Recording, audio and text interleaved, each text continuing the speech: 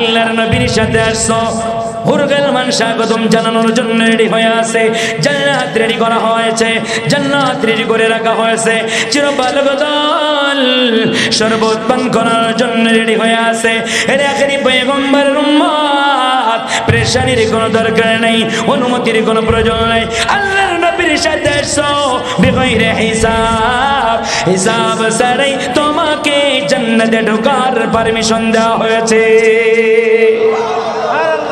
আর আল্লাহর নবীকে ছাড়া কেউ যদি একা একা যাইতে চায় ওই দারওয়ানের যে অবস্থা হয়েছিল দারওয়ান ফেরেশতা বলবে হিসাব নিকাশ না মিলায়া মালিকের জান্নাতে যাওয়ার কোনো পারমিশন নাই এ পয়গম্বরের উম্মতেরা সরদারে দো আলম নবী আমারে বলেন রে আয়েশা আল্লাহ তাআলা সর্বপ্রথম একটা সুন্দর জায়গা বানাইলেন এই সৌন্দর্যকে দুই ভাগে বিভক্ত করে ফেলা হলো উদাহরণ দেওয়ার জন্য বলতেছি আম্মা জান আয়েশা বলেন হে আল্লাহর হাবিবের উম্মতেরা সরদারে দো আলম নবী আমারে বলেন রে আয়েশা এই এক ভাগ সৌন্দর্যের মধ্য থেকে আল্লাহ তাআলা কিছু সুন্দর জাতি পিতাকে দান করলেন কিছু সুন্দর জাতি মাতাকে দান করলেন কিছু সৌন্দর্য নূহ পয়গম্বরকে দান করলেন কিছু সৌন্দর্য শীষ পয়গম্বরকে দান করলেন কিছু সৌন্দর্য জাকারিয়া পয়গম্বরকে দান করলেন কিছু সৌন্দর্য মূসা পয়গম্বরকে দান করলেন কিছু সৌন্দর্য ঈসা পয়গম্বরকে দান করলেন কিছু সৌন্দর্য হারুন পয়গম্বরকে দান করলেন কিছু সৌন্দর্য ইব্রাহিম খলিলুল্লাহকে দান করলেন কিছু সৌন্দর্য আল্লাহ তাআলা ঈসা রূহুল্লাহকে দান করলেন আম্মা জান আয়েশা বলেন সরদারে দো আলম নবী আমারে বলেন হে আয়েশা এর মধ্য থেকে আল্লাহ তাআলা কিছু সৌন্দর্য ইউসুফ নবীকে দান করেছিলেন বলেন আল্লাহু আকবার আল্লাহর নবী বলেন আয়েশা এর মধ্য থেকে আল্লাহ তাআলা সৌন্দর্য লিয়া কুল কায়নাত সাজাইলেন আয়েশা তোমারও কিছু সৌন্দর্য আল্লাহ দান করেছেন আয়েশা আমার সমস্ত উম্মতের ভিতরে সৌন্দর্য বন্টন করে দেওয়া হয়েছে হাদিসের শেষ অংশে যে আম্মা জান বলেন এ পয়গম্বরের উম্মতেরা সরদারে দো আলম নবী আমারে বলেন রে আয়েশা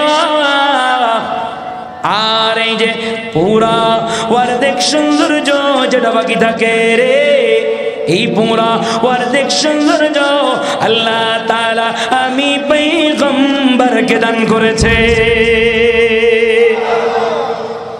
এ আমার যুবক ভাই মুরব্বী বাপ জানেরা পর্দার আলের মা বোনেরা তাহলে বোঝা যায় ইউসুফ নবীর চাইতে আমার আপনার পয়গম্বর কোটি কোটি কোটি গুণে বেশি সুন্দর ছিলেন এ যুবক ও মুরব্বী বাপ জানেরা পর্দার আলের আম্মা জানেরা উলামা ইকরামের কাছে জিজ্ঞাসা করবেন হাদিসটা মুত্তাফাকুন আলাইহি হাদিসটা বুখারীর ভিতরে আসছে মুসলিম শরীফের ভিতরে আসছে সরদারে দো আলম কিয়ামতের অন্যতম বড় বড় 10টা আলামত বর্ণনা করেছেন এর মধ্যে অন্যতম আলামত কিয়ামত যখন কায়েম হয়ে যাবে আল্লাহ তাআলা বলবেন এর ইসরাফিল সিংহার ভিতরে ফুঁক লাগিয়ে দাও ইসরাফিল আলাইহিস সালাতু ওয়াস সালাম যখন সিংহার ভিতরে ফুঁক লাগিয়ে দিবেন যুবক শোনো রে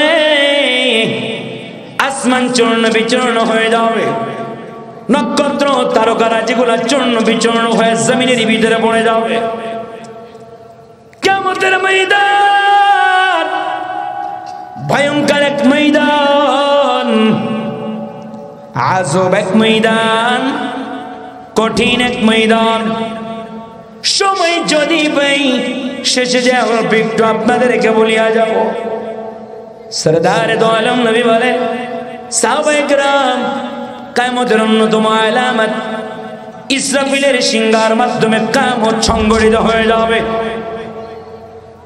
ইসরাফিল আলাইহিস সালাতু ওয়াস সালাম যখন সিংহায় ফুঁক লাগায়া দিবেন পাগাড়ে ফাড়ে যায় जाएंगे जमीन पर जलजला होगा, पगाड़े फाड़े जाएंगे जमीन पर जलजला होगा, मोहम्मद तख्त पर होगा, अदालत पर खुदा होगा, मोहम्मद तख्त पर होगा, अदालत पर खुदा होगा।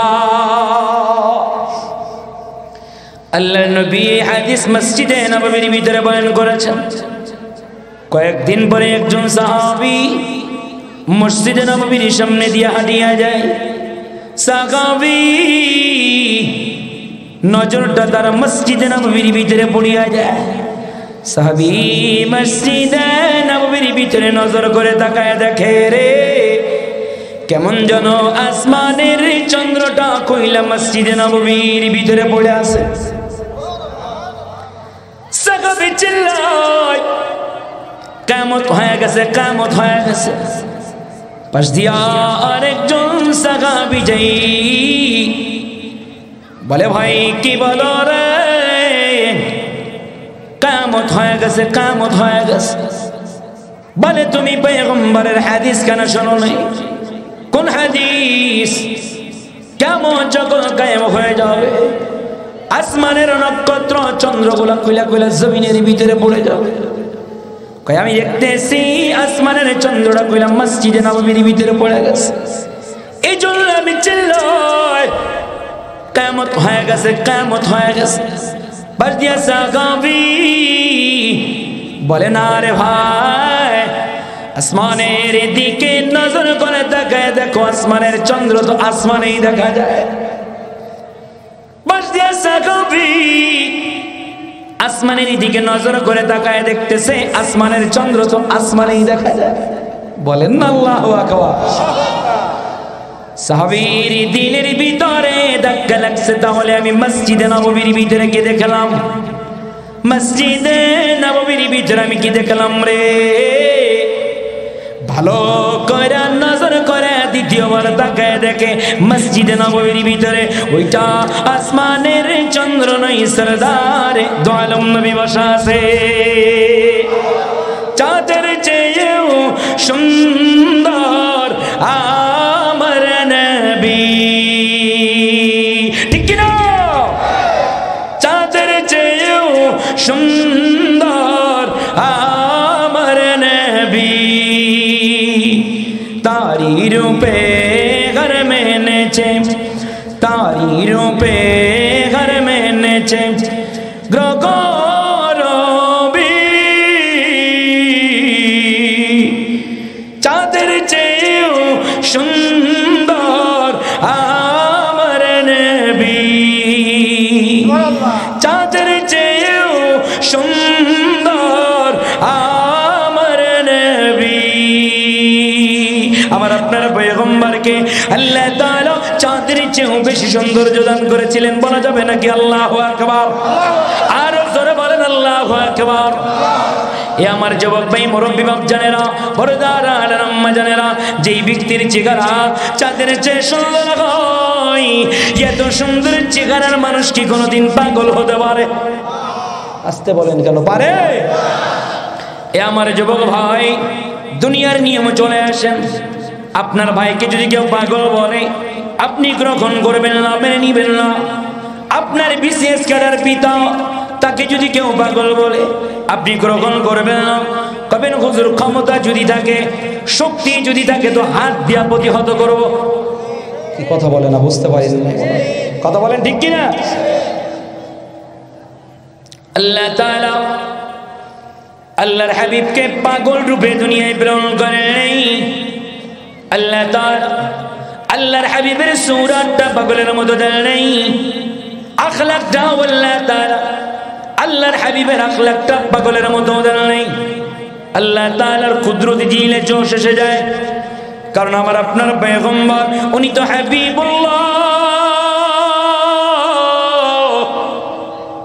এ আমার যুবক ভাই, আমার আপনার পয়গম্বর এমন একজন পয়গম্বর, আল্লাহ পাক রব্বুল আলামিন আদি পিতা আদম থেকে শুরু কইরা ঈসা নবী পর্যন্ত যত নবী যত রাসূলুল্লাহ দুনিয়ার ভিতরে প্রেরণ করেছেন সমস্ত নবী সমস্ত রাসূলগণ আল্লাহ তাআলার দিদারের জন্য দেওয়ানা। আর আমার রব্বে করিম আল্লাহ তাআলা স্বয়ং হাবিবুল্লাহর দিদারে দেওয়ানা। আল্লাহ তাআলার কুদরতি দিলে যে শেষ হয়ে যায়। ও আমার হাবিব আমি আল্লাহ তাআলা আপনাকে পাগলের সূরত দিই নাই, পাগলের আখলাক দিই নাই। আল্লাহ তাআলা আয়াতে কারিমা নাযিল করলেন মা আনতা নয় আপনি বিনিয়ামতি রাব্বিক আপনার প্রভুর পক্ষ থেকে নিয়ামতওয়ালা মজনুন পাগল নয়। শব্দ থেকে শব্দ তরজমা তুললে সাধারণ মানুষের দ্বারা বোঝা সম্ভব হবে না। তাহলে তরজমা তুলতে হবে এভাবে, তরজমা তুলবেন তেলাওয়াত করবেন ডান পাশ থেকে, তরজমা তুলবেন বাম পাশ থেকে। আল্লাহ তাআলা বলেন মা আনতা বিনিয়ামতি রাব্বিকা বিমাজনুন।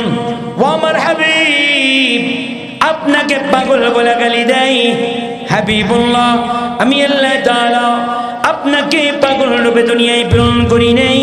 আমি আল্লাহ তাআলা আপনাকে নিয়ামত ওয়ালা পয়গম্বর হিসেবে দুনিয়ায় পাঠিয়েছি।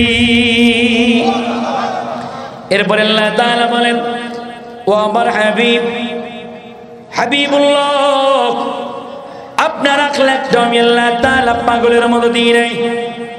ও আমার হাবিব আখলাকের সার্টিফিকেট নেন, এমন সার্টিফিকেট আমি আল্লাহ তাআলা দুনিয়ার অন্য কানে নবী অন্য কোন রাসূলকে আমি আল্লাহ তাআলা দান করি নাই। ও আমার হাবিব আখলাকের সার্টিফিকেট গ্রহণ করেন। ওয়া ইন্নাকা লাআলা খুলুকিন নাযীম। ও পয়গম্বর আমি আল্লাহ তাআলা আপনাকে মহান চরিত্র দান করলাম। কি দান করলেন? আর জোরে বলেন না, কি দান করলেন? মহান চরিত্র দান করলেন। আমি যদি এক নম্বর তাফসীর কোরআন বিল কোরআন যাই অনেক লম্বা হয়ে যাবে, কারণ কোরআনে তাফসীর করা যায় ছয় ভাবে। এতকান কিতাবের মুকদ্দমার ভিতরে মুসান্নিফ লিখতেছেন কোরআনের তাফসীর করা যায় ছয় ভাবে।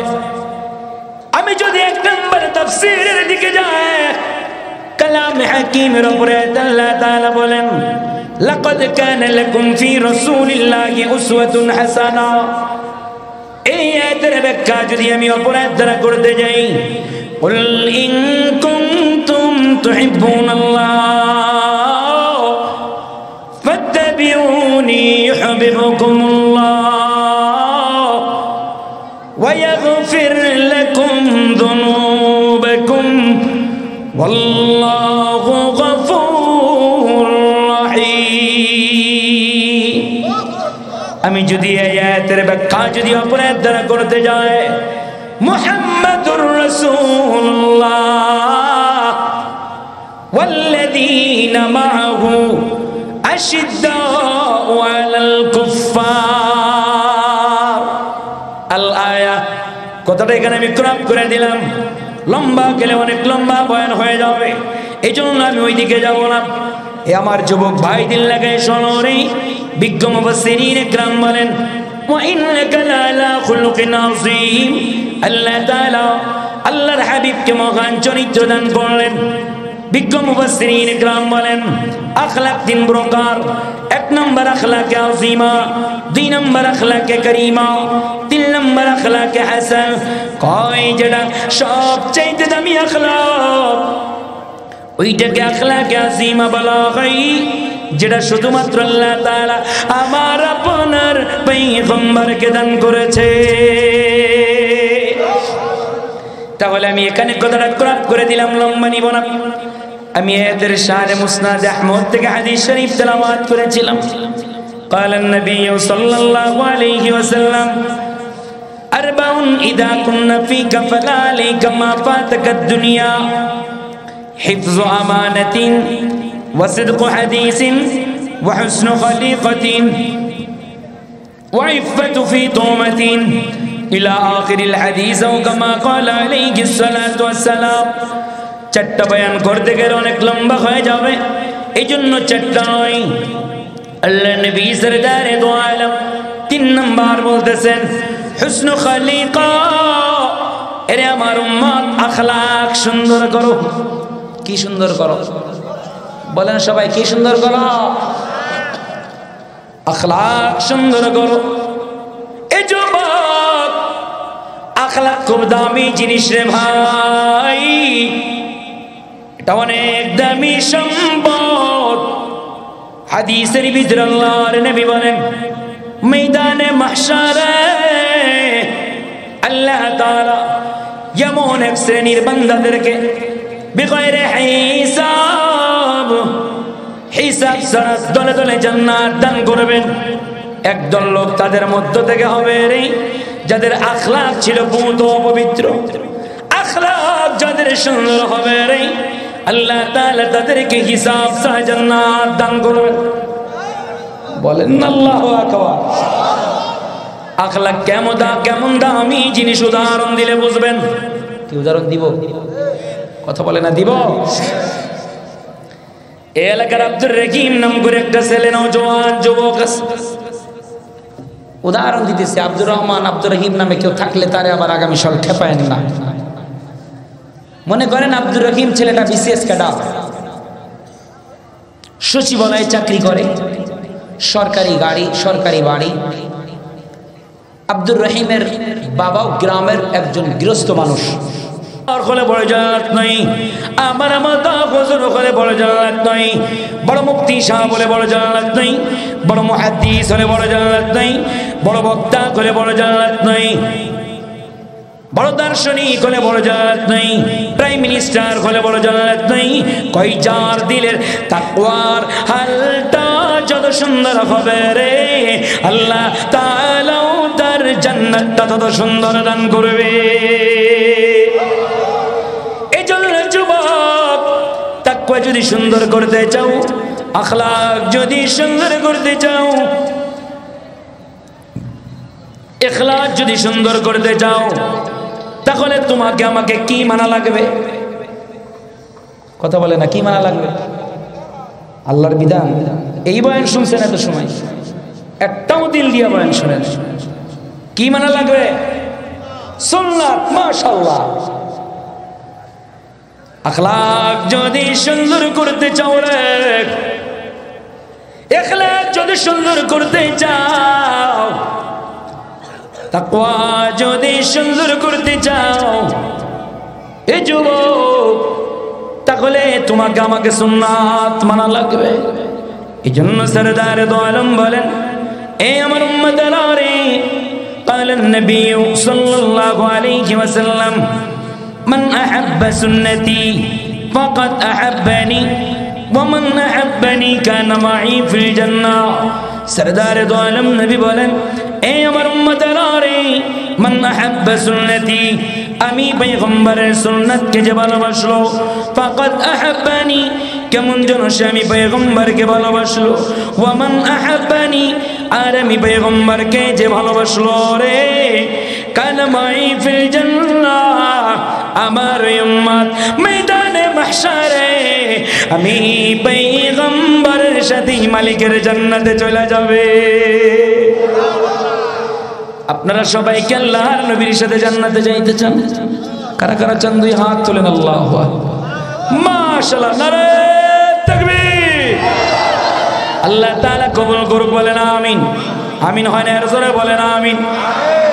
এই যুবক, ময়দানে মাহশারে আল্লাহর নবীর সাথে যদি উঠতে পারো রে, বিগয়রে হিসাব, কোন হিসাবের প্রয়োজন নেই, হিসাব ছাড়া আল্লাহ তাআলা আমাকে আপনাকে জান্নাত দান করে দিবে। আর আল্লাহর নবীকে ছাড়া কেউ যদি একা একা জান্নাতে যায়, জান্নাতে যদি প্রবেশ করতে চায়, দারওয়ান ফেরেশতা বলবে, হিসাব নিকাশ না মিলায়া মালিকের জান্নাতে যাওয়ার কোনো পারমিশন নেই। উদাহরণ দিলে ভালো বুঝবেন। আপনাদের ঝিনাইদহ জেলায় সার্কিট হাউস আছে না নাই? বিরক্ত হইতেছেন? সার্কিট হাউস আছে? আগামীকাল আপনাদের এই গোয়ালপাড়া থেকে সার্কিট হাউসে সকালবেলা একজন যুবক চলে গেল, যে বলল দারোয়ান ভাই, আমি সরকারের ট্যাক্স দিয়ে কর দিয়ে আমি এদেশের নাগরিক, ছোটখাটো পাতি নেতা।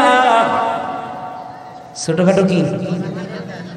কয়েকদিন আগে যাদের কারণে রাস্তার পাশ দিয়েও হাঁটা যাইতো না, এলাকায় এমন ছিল নাকি?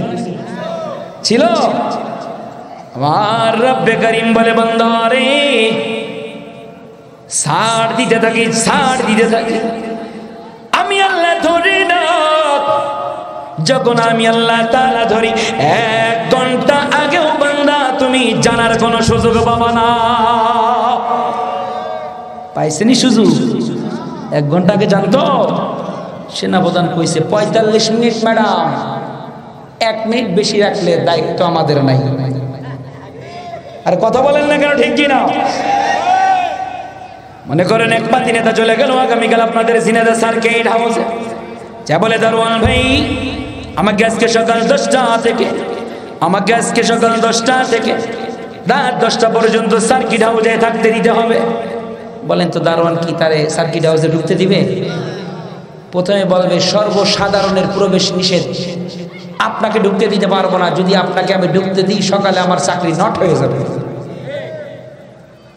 তবে হ্যাঁ, শর্ত আছে, আপনি ডিসি সাহেবের দস্তখত নিয়ে আসেন, এসপি ওসি সাহেব এমপি সাহেবের সিগনেচার নিয়ে আসেন, আপনাকে আমি সার্কিট হাউসে শুধু থাকতে দিব তাই না, দুপুরের লাঞ্চ, বিকালের নাস্তা, রাত্রের ডিনার যা আছে সব কিছু বহন করব। বোঝেন নাই মনে হয় কথা? কথা বলেন ঠিক কিনা? ওই যুবক যদি বলে না আমি এ সমস্ত পারবো না, আমারে ঢুকতে দিতে হবে, বেশি বাড়াবাড়ি করলে দেখবেন দারোয়ানদের হাতে সাইজালা 2 থেকে 2.5 হাতে লাইসেন্সকৃত ডান্ডা থাকে, ওইটা দিয়ে ফিডায় ওরে কিন্তু সার্কিট হাউসের 30 সীমানা পার করাইয়া দিবে। কথা বলেন না কেন, ঠিক কিনা? বলেন তো এই একই ব্যক্তি 1 সপ্তাহ পরে এমপি সাহেবের পিছনে পিছনে সার্কিট হাউসে যদি ঢুকে, আর ওই একই দারোয়ান যদি মনে করেন থাকে, উদাহরণ দারোয়ান চাহনিতেই বলবে ভাই গতদিন চিনতে পারি নাই, ভেরি ভেরি সরি। আজকে এমপি সাহেবরে ওই দারোয়ান সাচ্চার করবে, স্যালুট দিবে, যেটার 1 সপ্তাহকে ফিরাইছে ওরেও আজকে সাচ্চার করবে, স্যালুট দিবে। বলেন তো কেন? 1 সপ্তাহকে ফিরাইছে আর আজকে সাচ্চার করে স্যালুট দেয়, কারণটা কি? আর ওরে যশোর ঝিনাইদহ বাংলা ভাষায় বলেন না কেন? আমরা চিনো, আমি এমপি সাহেবের লোক, আমি কার লোক? ওই দিন বলবো ওই লোক অন্য কেউ নাই, আমার আজকে চিনো, আমি এমপি সাহেবের লোক। আরে কথা বলে না, বুঝাইতে পারি না, কথা বলেন না কেন, ঠিক কিনা? ঠিক আদালতে কিবরিয়াতে কি অবস্থা হবে রে, ময়দানে মাহশারে আল্লাহর নবীর সাথে যদি উঠতে পারো রে, এলান চলতে থাকবে, ইয়াতুফু আলাইহিম ওয়ালদানুম মুখাল্লাদুন বিআকওয়াবিন ওয়া আবারিক ওয়া কাসিম মিন মাইন। আল্লাহর হাবিবের উম্মত, আল্লাহর নবীর সাথে আসছো, হুরগাল মান স্বাগতম জানানোর জন্য রেডি হয়ে আছে, জান্নাত রেডি করা হয়েছে, জান্নাত রেডি করে রাখা হয়েছে, চিরবালক দল শরবত পান করার জন্য রেডি হয়ে আছে। এর আখেরি পয়গম্বরের উম্মত, প্রেশানির কোনো দরকার নেই, অনুমতির কোনো প্রয়োজন নেই, আল্লাহর নবীর সাথে এসো বিগয়রে হিসাব, হিসাব ছাড়াই তোমাকে জান্নাতে ঢোকার পারমিশন দেওয়া হয়েছে। আর আল্লাহর নবীকে ছাড়া কেউ যদি একা একা যাইতে চায়, ওই দারোয়ানের যে অবস্থা হয়েছিল, দারোয়ান ফেরেশতা বলবে হিসাব নিকাশ না মিলায়া মালিকের জান্নাতে যাওয়ার কোনো পারমিশন নাই। এই জন্য আসেন যুবক ভাই, মুরব্বী বাপ জানেরা, পর্দার আলের আম্মা জানেরা, এদিকে লম্বা কোনো কথা নই। এই আখলাক কোথায় শিক্ষা দেওয়া হয়? কোন মাদ্রাসায়? আপনাদের এই মাদ্রাসা। হাত দিয়ে দেখান সবাই, কোন মাদ্রাসায়? বলেন আমাদের এই মাদ্রাসা। হাত দিয়ে দেখান কোন মাদ্রাসায়? বলেন আমাদের মাদ্রাসায়। কোন মাদ্রাসায়? আপনাদের এই মাদ্রাসায় আখলাকে নবী শিক্ষা দেওয়া হয়। আখলাকে নববীর কত দাম, আখলাকে নববীকেই বলা হয়, এই ইলমে নববীকেই বলা হয় জাতির মেরুদণ্ড। দেওয়ালে দেওয়ালে লেখা আছে শিক্ষাই জাতির মেরুদণ্ড। স্কুল কলেজ ইউনিভার্সিটির দেওয়ালে দেওয়ালে লেখা আছে শিক্ষাই জাতির মেরুদণ্ড। কিন্তু দেখা যায় অনেক ডাক্তার বিসিএস ক্যাডার আছে, অনেক দার্শনিক আছে, অনেক ইঞ্জিনিয়ার আমার জানা মতে আছে, বাবা মা বৃদ্ধ হয়ে গেছে রে, বাবা মার সাথে খারাপ আচরণ করে, ভালো আচরণ করে না, বাবা মাকে বৃদ্ধাশ্রমে রেখে আসছে।